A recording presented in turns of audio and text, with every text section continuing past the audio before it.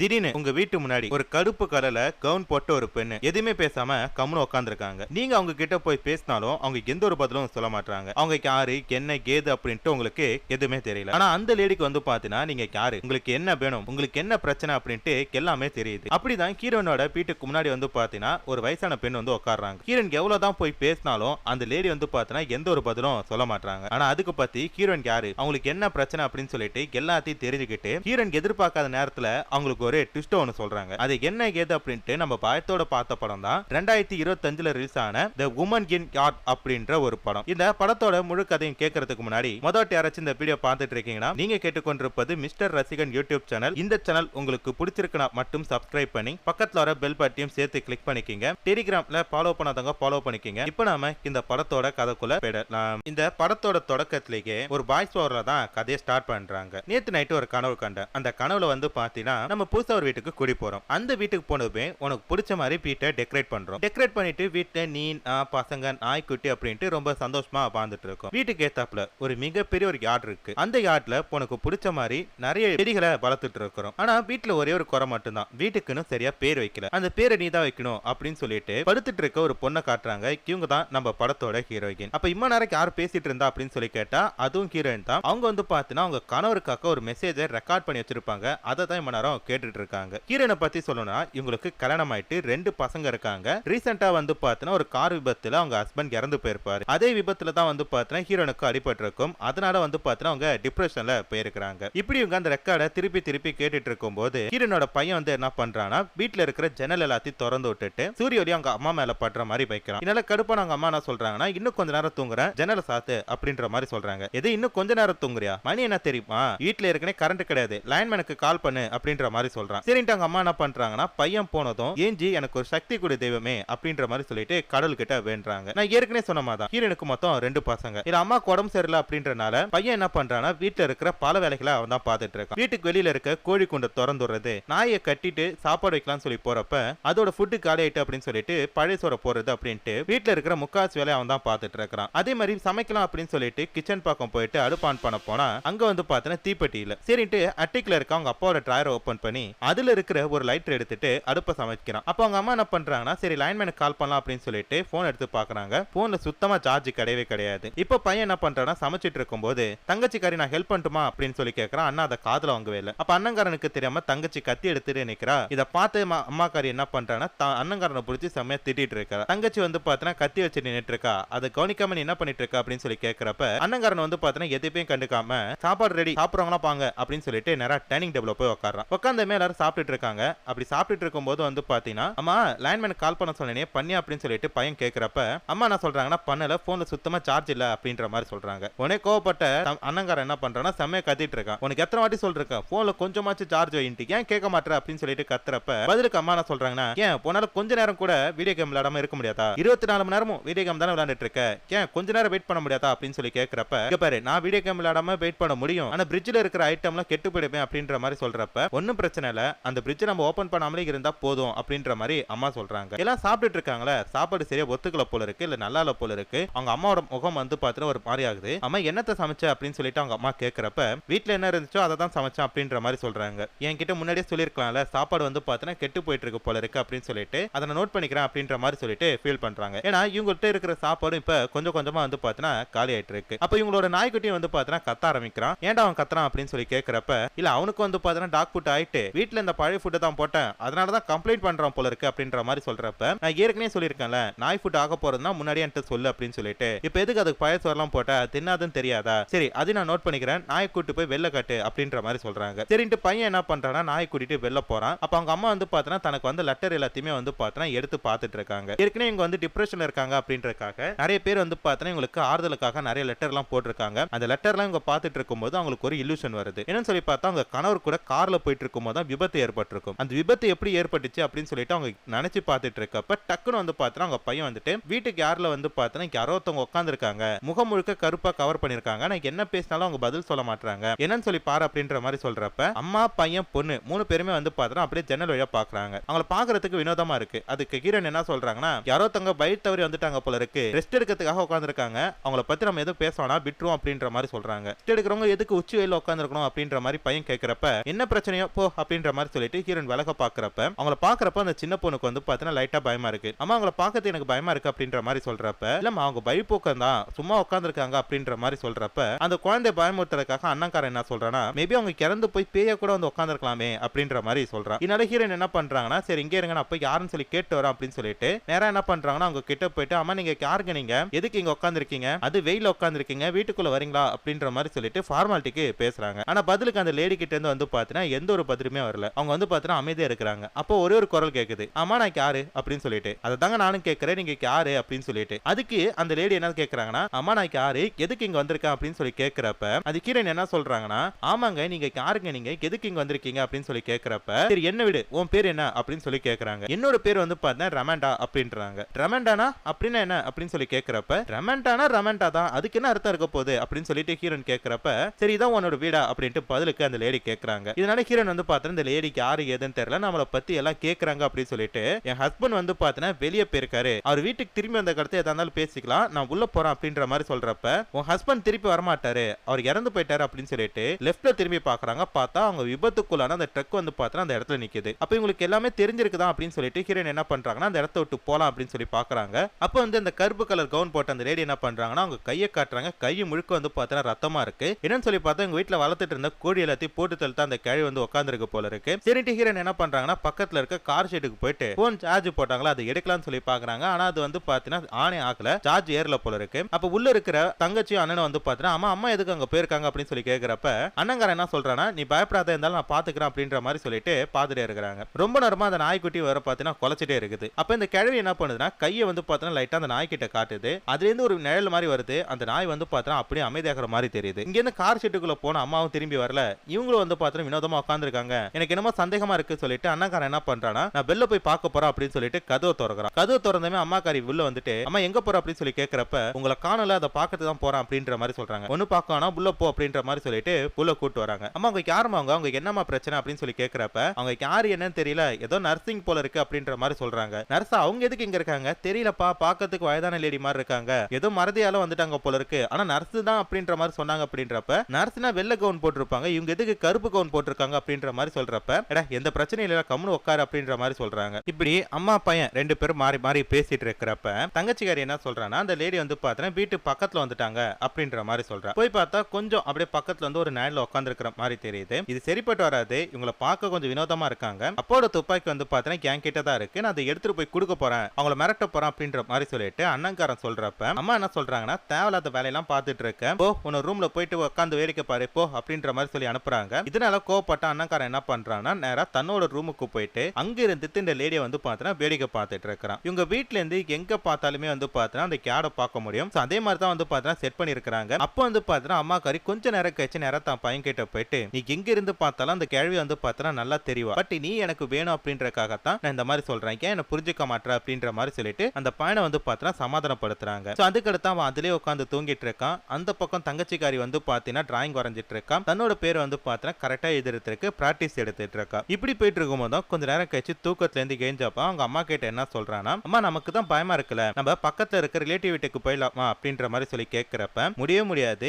இந்த டைம்ல என்னால கார் சுத்தமா ஓட்ட முடியாது அப்படின்ற மாதிரி சொல்றப்ப அதுக்கு வந்து பாத்தீங்கன்னா அவன் என்ன சொல்றான் நீங்க ஓட்ட வேணாமா நான் போட்டுறேன் அப்படின்ற மாதிரி சொல்றான். தேவலடா போ வேலையை மட்டும் பாரு அப்படின்ற மாதிரி சொல்லிட்டு அவங்க அம்மா லைட்டா கோவமா பேசுறாங்க. அது மட்டும் இல்லாம இங்க தான் பக்கத்துல ஒரு ஃபார்ம் ஹவுஸ் இருக்கு நானும் தங்கச்சியும் போயிட்டு போலீஸ்காரங்க கிட்ட இன்ஃபார்ம் பண்ணிட்டுமா அப்படின்ற மாதிரி சொல்லி கேட்கிறப்ப இங்க பாரு எதுக்கு நீ தேவலாத வேலையெல்லாம் பார்த்துட்டு இருக்க நான் சொன்ன உனக்கு புரியாதா அப்படின்னு சொல்லிட்டு பையனை போட்டு பார்த்துட்டு அம்மா செம்மையை திட்டுறாங்க. இதனால கடுப்பான என்ன பண்றானா ஒரு பந்து வச்சு விளையாண்டுட்டு இருக்கான். அந்த பந்து வச்சு விளையாடுறத வந்து பார்த்தா அவங்க அம்மாக்கு செம்ம இரிட்டேட்டா இருக்கு. அதனால அந்த பந்து பிடிக்க தூக்கி போடுறாங்க. தூக்கி போட்டு நேரம் என்ன பண்றாங்கன்னா தான் பொண்ணு கிட்ட போயிட்டு அவ என்ன பண்ணிட்டு இருக்கா அப்படின்னு சொல்லி போய் பாக்குறப்ப அந்த பொண்ணு தான் பேரை தப்பு தப்பா எழுதி வச்சிருக்கத பார்த்துட்டு சின்ன பேரு இத கூட வந்து பாத்தீங்கன்னா போனால கரெக்டா எழுத முடியல நீ என்ன படிக்கிற அப்படின்னு சொல்லிட்டு தான் பொண்ணை வந்து பாத்தீங்கன்னா போட்டு செம்மையா அடிக்கிறாங்க. ஆனா கொஞ்ச நேரம் கழிச்சுதான் அவங்களுக்கு புரியுது எதுக்கு நம்ம பொண்ணு நம்ம போட்டு அடிச்சோம் நம்ம பையனை எதுக்கு போட்டு திட்டோம் நம்ம தப்பு பண்ணிட்டோம் போய் நம்ம சாரி கேட்போம் அப்படின்னு சொல்லிட்டு ரெண்டு பேருக்கிட்டே வந்து பாத்தீங்கன்னா சாரி எல்லாம் கேட்கறாங்க. அதுக்கடுத்து கிரண் கண்ணாடியில தான் முகத்தை பாக்குறப்ப ஒரு கத்தி எடுத்து தான் குழந்தைங்க அவங்களே குத்துற மாதிரி அவங்களுக்கு தோணுது. டக்குன்னு பார்த்தா அது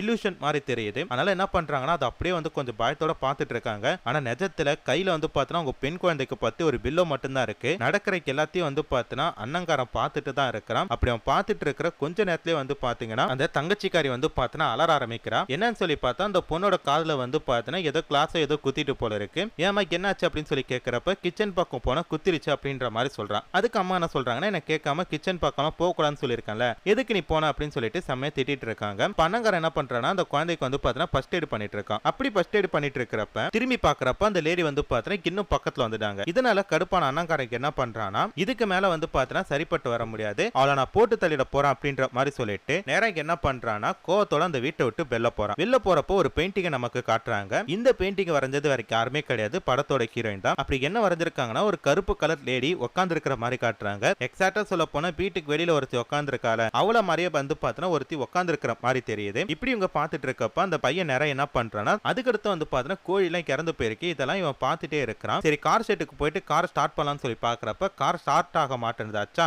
எப்படியாச்சும் இந்த இடத்த விட்டு போடுமே அப்படின்னு சொல்லிட்டு ட்ரை பண்ணி பாக்குறான். பட் ட்ரை பண்ண முடியல. வெளியில வந்து பார்த்தா அந்த பொம்பளை பேரை காணும், எங்க போயிட்டா அப்படின்றது மட்டும் எனக்கு தெரியல. அது மட்டுமே இல்லாம இவன் இருக்கிற இடத்துல யாரோ தங்க பர மாதிரியும் போற மாதிரியுமே வந்து பார்த்தா இவனுக்கு சில அமானுஷ விஷயங்களா நடந்துட்டு இருக்கிற மாதிரி தெரியுது. அப்ப அந்த ஆஸ்டர் இருக்கிற அந்த கார் மேல வந்து பாத்தீங்கன்னா அந்த நிழல் படுது. அப்படி நிழல் படும்போது வந்து பார்த்தா காத்துல அந்த பெட்ஷீட் பறக்குது. அப்பதான் அந்த காரை காட்டுறாங்க. அது ரண கொடூரமா வந்து பார்த்தா அடிபட்டு கடக்கு அப்படின்றது தெரிய வருது. அப்ப யாரோ ஒருத்தவங்க இவன் பக்கத்துல வர மாதிரி தெரியுது. இவனு வந்து பார்த்தா லைட்டா பயத்தை திரும்பி பார்க்கறான். பின்னாடி யாருமே இல்ல. ஆனா திருப்பி கொஞ்ச நேரத்துல யாரோ ஒருத்தவங்க இவங்க பக்கத்துல வர மாதிரி தெரியுது. என்ன ஆனாலும் சரி இவங்களை போட்டு தள்ளுற வேண்டியதான் அப்படின்னு சொல்லிட்டு அடிக்க போறப்ப ஜஸ்ட் மிஸ்ல வந்து பார்த்தா ஹீரோன் நவுந்துட்டாங்க. அதனால வந்து பார்த்தா பையன் தப்பிச்சிட்டான். உடனே தான் பையனை வீட்டுக்குள்ள கூட்டிட்டு போயிட்டு செம்மையா திட்டுறாங்க. வீட்டுக்குள்ள போனதுமே அம்மா பிடிச்சி இப்ப திட்டிட்டு இருக்கிறான். அவன் வீட்டுக்கு வெளியில எதுவுமே ஆக்கலன்னு சொன்ன நம்மளோட நாய்க்குட்டியை காணும். அது மட்டும் இல்லாம வீட்டுக்கு வெளியில ஏகப்பட்ட கோழிங்க செத்து கிடக்குது. இங்க என்ன நடக்குது, கார் வேற ஸ்டார்ட் ஆக மாட்டேங்குது, என்ன நடக்குது அப்படின்னு சொல்லி கேட்கிறப்ப அவங்க அம்மா என்ன சொல்றாங்கன்னா, புரிஞ்சுக்கடா, நான் எது பண்ணாலும் உன்னோட நல்லதுக்கு மட்டும்தான் பண்ணுவோம், புரிஞ்சுக்க அப்படின்ற மாதிரி சொல்றாங்க. இந்த ஒரு வார்த்தையை கேட்டதுமே அவனுக்கு வந்து பாத்தீங்கன்னா புரிஞ்சு போயிடுச்சு, அம்மாக்கு எதோ ஒரு விஷயத்த மறைக்கிறாங்க அப்படின்னு சொல்லிட்டு நேரா தான் தங்கச்சி கிட்ட போயிட்டு, பாரு பாப்பா,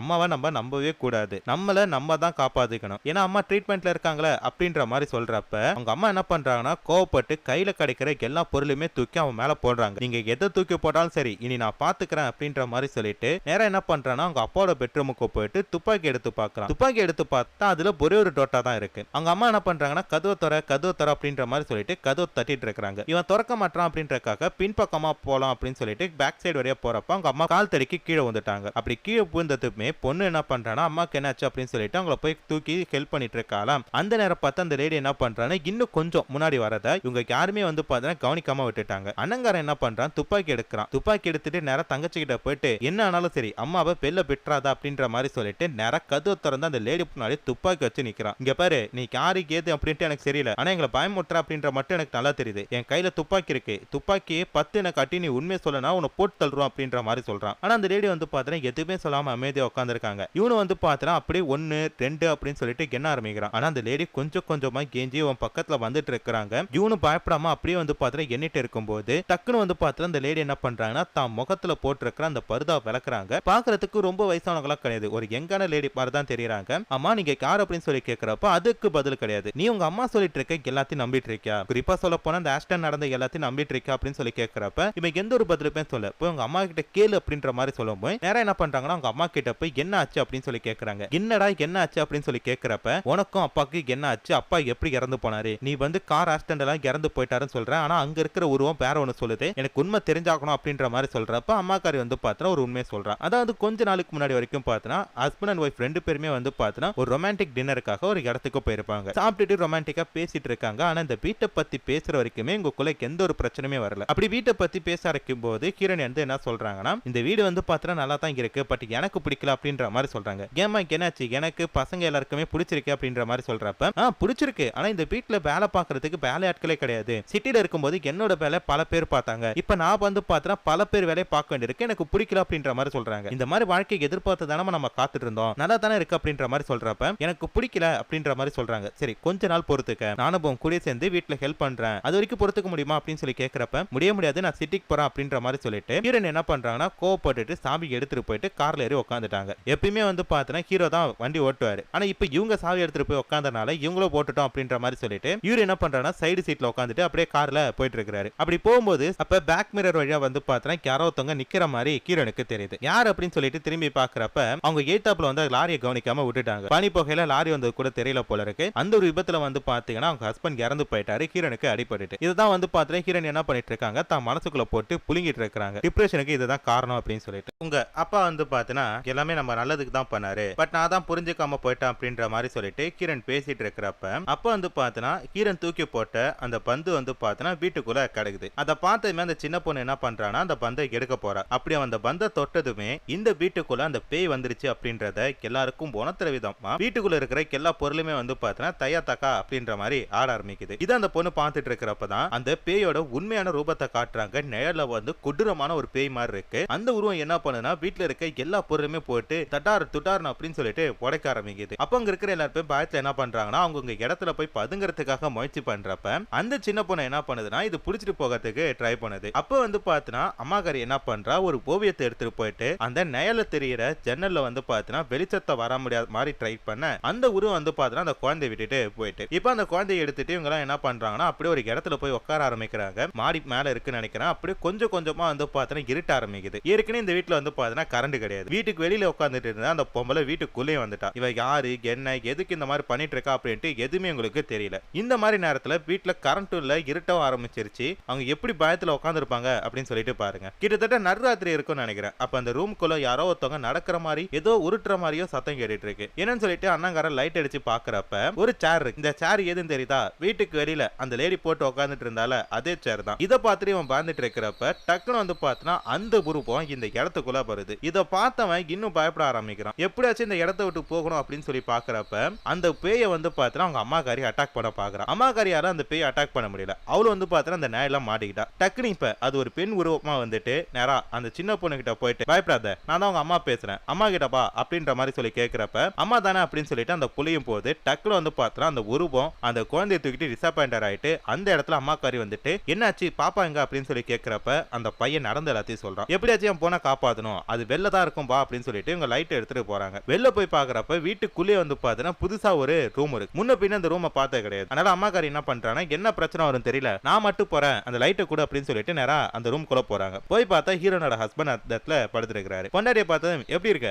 நீ சொன்ன மாதிரி வீட்டுல டெக்கரேட் பண்ணிட்டேன், உனக்கு பிடிச்சிருக்கா அப்படின்னு சொல்லி கேட்கிறப்ப இவங்களுக்கு வந்து பார்த்தா நடக்கிறது உண்மையா பொய்யா அப்படின்னு கூட யோசிக்க முடியல. அவங்க கணவரை பார்த்ததுமே சந்தோஷத்துல நேரா போயிட்டு அவரோட பெட்ல படுத்துக்கிட்டாங்க. படுக்கும்போது தான் ஒரு கழுத்துல வந்து பார்த்தா ஒரு டேட்டோ மாதிரி இருக்கு. அதை பாக்குறாங்க. இதை பார்த்தோம்னா நம்ம கணவருக்கு டேட்டோ போற பழக்கமே கிடையாது, இவன் யாரா அப்படின்னு சொல்லிட்டு டக்குனு என்ன பண்றாங்கன்னா அந்த இடத்த விட்டு போகணும்னு சொல்லி பாக்குறப்ப அவன் என்ன பண்றான்னா தான் பொண்டாட்டியை போட்டு கொலை பண்றதுக்கு ட்ரை பண்றான். எப்படி அவங்க கிட்ட இருந்து கிரண் என்ன பண்றாங்கன்னா தப்பிச்சு வெளில வந்து நிக்கிறாங்க. இப்படி அவங்க புருஷன் கிட்ட இருந்து தப்பிச்சு வெளில வந்து நிக்கிறாங்க. பார்த்தா வெளில நிக்கிறாங்க. ஃபர்ஸ்ட் அம்மா நீங்க யாரு அப்படின்னு சொல்லிட்டு அந்த உருவத்தை பார்த்து கேட்டாங்களே அந்த இடத்துல போய் நிக்கிறாங்க. அப்படி டக்குன்னு பார்த்தா அந்த உருவம் இவங்கள அட்டாக் பண்ணுது. அப்புறம் திருப்பி பார்த்தா இவங்க வந்து அவங்க பசங்களை அட்டாக் பண்றாங்க. அப்புறமேட்டு பார்த்தா இவங்க வந்து அந்த பேய் உட்கார்ந்து அந்த இடத்துல உட்காந்துட்டு இங்க என்ன நடக்குது அப்படின்ற எல்லாத்தையுமே பேடிக்க பார்த்துட்டு இருக்காங்க. அது மட்டும் இல்லாம திடீர்னு வீட்டுக்குள்ள இருந்து வெளில நடக்கிற எல்லாத்தையுமே பார்த்துட்டு இருக்காங்க. சரின்ட்டு டக்குன்னு அவங்க போட்டிருக்க முகமுடிய காட்டினா இதுதான் அவங்க அப்படின்ற மாதிரிட்டு ஹீரோனுக்கு ஒண்ணுமே புரியாம அவங்க எல்லாத்தையுமே பார்த்துட்டு இருக்காங்க. டக்குன்னு பார்த்தா அட்டிக்குள்ள நிக்கிறாங்க. அப்படி அவங்க அட்டிக்குள்ள நிக்கிறப்ப தான் அந்த இடத்துல அந்த கருப்பு உருவம் வருது. தைரியத்தோட அது கிட்ட அம்மா நீ யார், நீ எதுக்கு இந்த மாதிரிலாம் பண்ணிட்டு இருக்க அப்படின்னு சொல்லி கேட்கிறப்ப என்ன உனக்கு தெரியலையா, நீ தான் என்ன ரொம்ப நாளா கூட்டிட்டு இருந்த, அதற்கான நேரம் இதுதான் அப்படின்ற மாதிரி சொல்றாங்க. நீ யாரு, நீ உன்னை நான் எப்போ கூப்பிட்டேன், எதுக்கு இங்க வந்திருக்க அப்படின்ற மாதிரி சொல்றப்ப நல்லா யோசிச்சு பாரு, டெய்லி காலை ஏஞ்சதுமே எனக்கு சக்தி கொடு சக்தி கொடுன்னு சொன்னீல அதுக்காக தான் அப்படின்ற மாதிரி சொல்றாங்க. அதாவது சொல்லி பார்த்தீங்கன்னா டெய்லி ஹீரோயின் வந்து பார்த்தா தூக்கத்துல இருந்து ஏஞ்சதுமே எனக்கு இன்னைக்கு சக்தியை கொடு அப்படின்னு சொல்லிட்டு கடவுள்கிட்ட பிரேயர் பண்ணிருப்பாங்க. அவங்க எதுக்கு கடவுள்கிட்ட வேறு பண்ணாங்க, நடக்கிறதுக்கான்னு சொல்லி கேட்டா கிடையாது, சூசைட் பண்ணி இறந்து போறதுக்காக தான். அவங்க ஹஸ்பண்டோட துப்பாக்கி எடுத்து அதுல ஒரே ஒரு டோட்டா போட்டு வச்சது எல்லாமே வந்து பார்த்தீங்கன்னா இவங்க தான். ஏன்னா இவங்க வந்து அவங்க கணவரை கொலை பண்ணிருக்காங்க. அந்த கில்த்தியால வந்து பார்த்தீங்கன்னா இவங்களுக்கு உயிர் வாழணும் அப்படின்ற எண்ணமே இல்லை. அதனால சூசைட் பண்ணி இறந்து போனோம் அப்படின்ற மாதிரி சொல்லிட்டு வந்து பார்த்தீங்கன்னா டெய்லி வந்து அவங்க இந்த மாதிரி பண்ணிட்டு இருந்திருக்காங்க. அதை வந்து பார்த்தீங்கன்னா இந்த உருவத்துக்கிட்ட டெய்லி கேட்டுட்டு இருக்காங்க போல இருக்கு, எனக்கு சக்தி கொடுன்ட்டு. அதற்கான நாள் இதுதான்ப்பா அப்படின்ற மாதிரி சொல்லி கேட்கிறப்ப அம்மா உனக்கு இதெல்லாம் எப்படி தெரியும் அப்படின்னு சொல்லிட்டு ஹீரோன் சொல்றாங்க. அதுக்கு வந்து பார்த்தீங்கன்னா அந்த உருவம் என்ன சொல்லுனா, நான் யாரும் தெரியலையா, நான் தான் உன் மனசாச்சு, உன் மனசுக்குள்ள இருந்தா வெளில வந்து பேசிட்டு இருக்க, நீ என் கூட வரணும் அப்படின்ற மாதிரி சொல்றப்ப அதுக்கு ஹீரோன் என்ன சொல்றாங்கன்னா என்னால கண்டிப்பா வர முடியாது, எனக்கு 2 பசங்க இருக்காங்க, அவங்களோட வாழ்க்கை நான் பார்க்கணும்ல அப்படின்ற மாதிரி சொல்றப்ப அப்ப அந்த உருவம் என்ன பண்ணுதுன்னா ஒரு மெழுகுவத்தில ஒரு வெளிச்சத்தை மாதிரி உருவாக்கி இது உன் பசங்க தான், ஃபியூச்சர்ல அவங்க நல்ல நிலைமையில தான் இருக்காங்க, நீ இல்லாட்டி அவங்க இன்னும் நல்லா தான் இருப்பாங்க, என் கூட வந்துரு அப்படின்ற மாதிரி சொல்லுது. அப்ப என் பசங்களுக்கு எந்த பிரச்சனையும் இருக்காதுல, அப்ப நான் உன் கூட வந்துடுறேன், ஆனா கடைசியா ஒரே ஒரு வாட்டி என் பசங்க கிட்ட நான் போய் குட் பை சொல்லணும் அப்படின்ற மாதிரி சொல்லிட்டு நேரா என்ன பண்றாங்கன்னா கீழே போய் அவங்க பொண்ணு கிட்டயும் பையன் கிட்டயும் பக்கத்துல எங்க ஃபார்ம் இருக்கு நீங்களே அங்க போங்க, அங்க போயிட்டு போலீஸ்க்கு கால் பண்ணுங்க, அம்மா நான் வந்துடுறேன் அப்படின்ற மாதிரி சொல்றாங்க. அப்ப அந்த பொண்ணு கேட்கறா அம்மா கண்டிப்பா வந்துருங்களா அப்படின்ற மாதிரி சொல்றப்ப கண்டிப்பா வந்துடுறேன், நீங்க 2 பேரும் ஃபர்ஸ்ட் போங்க அப்படின்ற மாதிரி சொல்றாங்க. கொஞ்ச தூரம் போன அந்த பொண்ணு என்ன பண்றாங்கன்னா ஒரு பொம்மையை கொடுத்து அம்மா வரும்போது இதை எடுத்து வந்துருங்க, உங்க நினப்பாவே நான் இருப்பேன், கண்டிப்பா வந்துடணும் அப்படின்ற மாதிரி சொல்லிட்டு போறா. பொண்ணு போனதுமே அம்மா என்ன பண்றானா துப்பாக்கி எடுத்து சூசைட் பண்ணிக்கலாம் அப்படின்ற மாதிரி சொல்லி பாக்குறப்ப அந்த பொம்மை மேல அவளுக்கு ஒரு அட்ராக்ஷன் வருது. அந்த பொம்மையை கொஞ்ச நேரம் பார்த்துட்டு இருக்கா. பார்த்துட்டு இருந்தவ என்ன நினைச்சான்னு தெரியல, இல்ல இது கரெக்டா வராது, நான் வந்து பாத்தீங்கன்னா சாக மாட்டேன், என்னால வந்து பாத்தீங்கன்னா சாக முடியாது அப்படின்னு சொல்லிட்டு தன்னோட மனசை மாத்திக்கிட்டு அந்த துப்பாக்கி அந்த இடத்துல போட்டுட்டு என்ன பண்றானா நேரா தான் பசங்களை நோக்கி போயிட்டு இருக்கா. அப்படி பசங்களை வந்து பாத்தீங்கன்னா கிட்டத்தட்ட அந்த ஃபார்ம் கிட்டே போயிட்டாங்க. பசங்களை பார்த்ததுமே பசங்களா எப்படி இருக்கீங்க அப்படின்னு சொல்லி கேட்கறப்ப அம்மா வந்துட்டீங்களா அப்படின்னு சொல்லி கேட்கறாங்க. ஆமா வந்துட்டேன், அது மட்டும் இல்லாம என்னோட டார்க் சைட நான் மாட்டிக்கிட்டேன் அப்படின்ற மாதிரி சொல்றாங்க. அப்ப இனிமேட்டு வந்து அந்த உருவம் நம்ம கண்ணுக்கு தெரியாதா அப்படின்னு சொல்லி கேட்கறப்ப இனிமேட்டு தெரியாது, வாங்க நம்ம போலாம் அப்படின்னு சொல்லிட்டு ஒரு நேரம் ஒரு வீட்டுக்கு போறாங்க. இவங்க அந்த வீட்டுக்கிட்ட போனதுமே டக்குனு யாரொருத்தவங்க லைட்டை போடுறாங்க. இதை பார்த்துமே சந்தோஷப்பட்டு அவங்க ரெண்டு பேரும் வீட்டுக்குள்ள போறாங்க. வீட்டுக்குள்ள போனா ஒரு டிராயிங் இருக்கு. அந்த டிராயிங்கை வரைஞ்சு ரெமண்டா, அதாவது ஹீரோன் தான் வரைஞ்சிருக்கா அப்படின்ற மாதிரி தெரியுது. அதாவது ஹீரோன் என்ன பண்றாங்கன்னா திருப்பி தன்னோட வீட்டுக்கு தான் வந்திருக்காங்க அப்படின்ற மாதிரி காட்டி இந்த படத்தோட கதையை முடிச்சிட்டாங்க. அதாவது இந்த படத்துல என்ன சொல்ல வராங்கன்னா தான் குற்ற உணர்ச்சியால அவதிப்பட்டு இருந்த ஹீரோன் வந்து பார்த்தா தற்கொலை பண்ணிக்கணும் அப்படின்ற மாதிரி சொல்லி முயற்சி பண்ணிருக்காங்க. அதனால அவங்க மனசாட்சியில இருக்கிற டார்க் ஏஞ்சல் என்ன பண்ணுதுன்னா நீ செத்து போயிடு அப்படின்றத உங்களுக்கு கிட்ட டார்ச்சர் பண்ற மாதிரி பெல் வந்து சொல்லி இருக்குது. அதனாலேயே வந்து பார்த்தா ஹீரோன் இறந்து போலாம் அப்படின்ற மாதிரி சொல்லிட்டு முயற்சி பண்ணிருக்காங்க. இருந்தாலும் தனக்கு ஒரு குழந்தை இருக்கு, ஒரு குடும்பம் இருக்கு, அவங்களை உயர்த்தணும் அப்படின்றக்காக அந்த டார்க் ஏஞ்சலை இவங்க வந்து பார்த்தா தான் மனசுக்குள்ளே போட்டு அழிச்ச மாதிரியும் அதுக்கடுத்து இவங்க வெளில போய் தன் குழந்தையோட சந்தோஷமா இருக்காங்க அப்படின்றதான் வந்து பாத்தீங்கன்னா இந்த லைட் ஏரியா வச்சதுக்கு அடுத்தது அவங்களுக்குள்ள வந்து நல்ல எண்ணம் வந்துருச்சு அப்படின்ற மாதிரி சொல்லிட்டு டைரக்டர் நமக்கு சிம்பாலிக்கா சொல்லியிருக்காரு. இது வந்து பாத்தீங்கன்னா நான் எனக்கு புரிஞ்ச ஒரு விஷயத்த உங்களுக்கு சொல்லியிருக்கேன். உங்களுக்கு இந்த விஷயம் புரிஞ்சுதா புரியல அப்படின்றத கமெண்ட்ல சொல்லுங்க. அடுத்து இதே மாதிரி ஹாரர் படங்கள் வேணும் அப்படின்னு சொல்லி நினைச்சீங்கன்னா உங்களுக்கு எந்த படம் பிடிக்கும் அப்படின்றதையும் கமெண்ட்ல சொல்லிட்டு போங்க. இதே மாதிரி நிறைய ஹாரர் சம்பந்தப்பட்ட வித்தியாசமான வேற்றுமொழி படங்களை தொடர்ந்து கேட்கறதுக்கு நம்ம மிஸ்டர் ரசிகன் யூடியூப் சேனலை சப்ஸ்கிரைப் பண்ணி பக்கத்துல ஒரு பெல் பட்டனையும் சேர்த்து கிளிக் பண்ணிக்கங்க. அடுத்து இன்னொரு சூப்பரான வீடியோல பார்க்கறேன். அது வரைக்கும் டாடா பை பை.